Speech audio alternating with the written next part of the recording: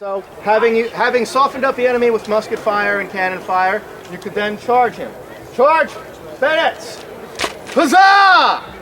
Now, it's probably not so frightening with only 3 of us, but if you imagine a couple hundred guys in a company or a couple companies all doing this, and then we just start marching at you slowly, front march, methodically, probably yelling huzzah, taking our time. Halt. The idea is not so much to get up close and personal and get our bayonets and clothes dirty and bloody.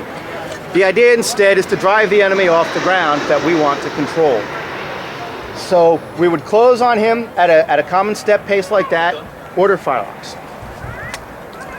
When we got a little closer, we might double the speed of our pace, but we would still maintain our ranks. We would be tightly packed together so that if we did smash into the enemy line, we did it all at once like a fist instead of a bunch of guys running pell-mell and hitting at different times, at which point, if the enemy was standing his ground with his bayonets, he might be able to absorb your charge.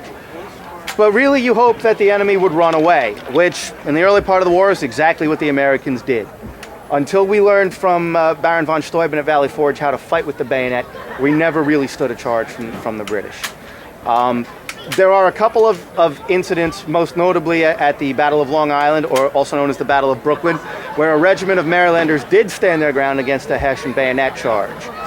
The Hessians beforehand had been primed up by their British allies and told that the Americans were terrified of them as professional, good German soldiers and were giving orders not to take any prisoners. So the Hessians were worked up over that idea. True or not, I don't really think it was true. But the Hessians did assault the Marylanders and did quite a lot of damage with their bayonets before the Marylanders surrendered and gave themselves over as prisoners. But generally, you don't get into hand-to-hand combat in the 18th century army. It's more a lot of disease is what kills the soldiers. Are there questions about anything?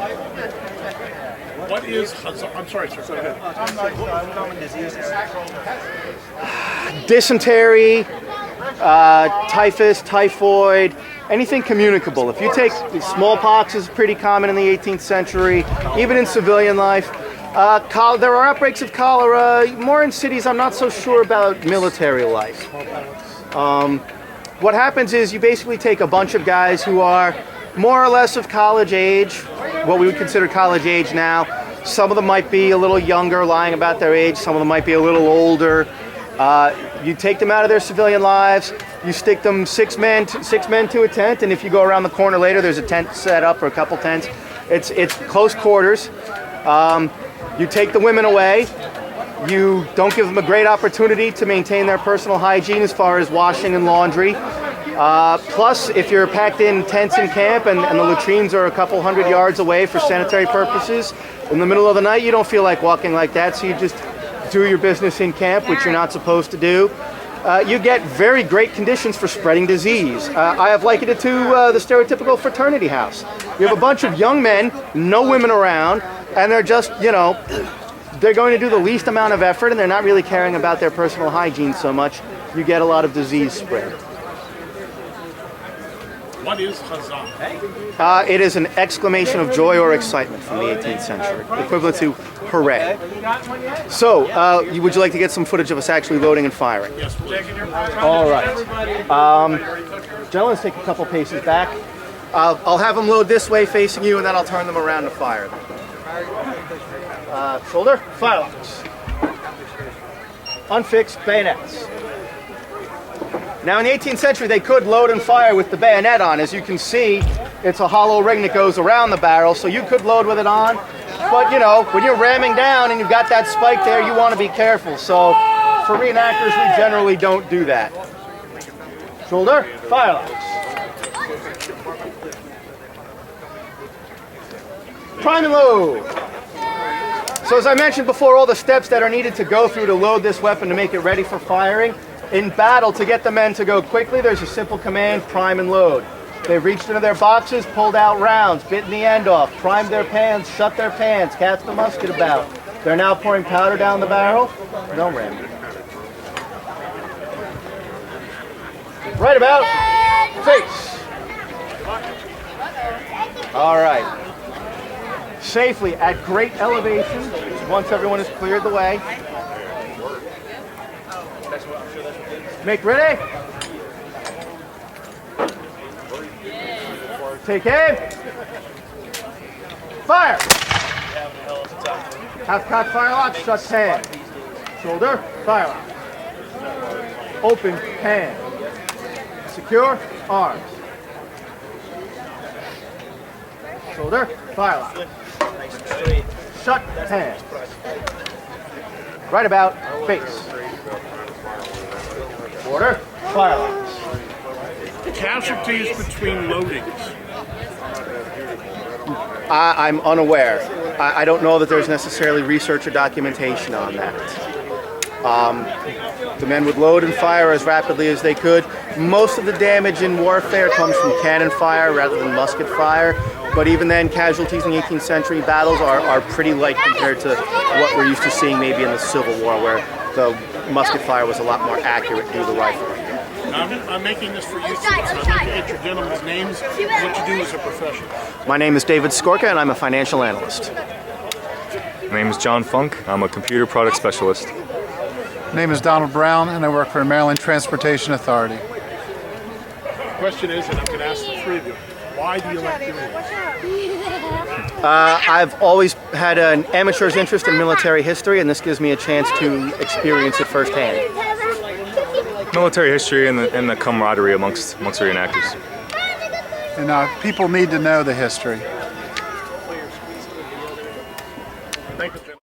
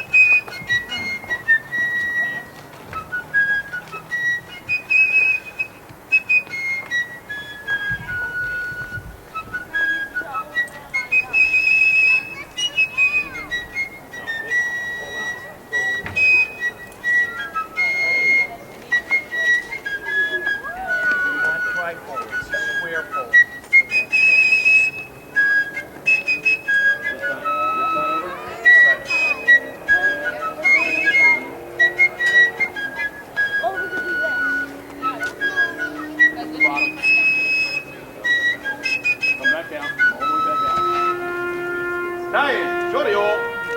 Relax.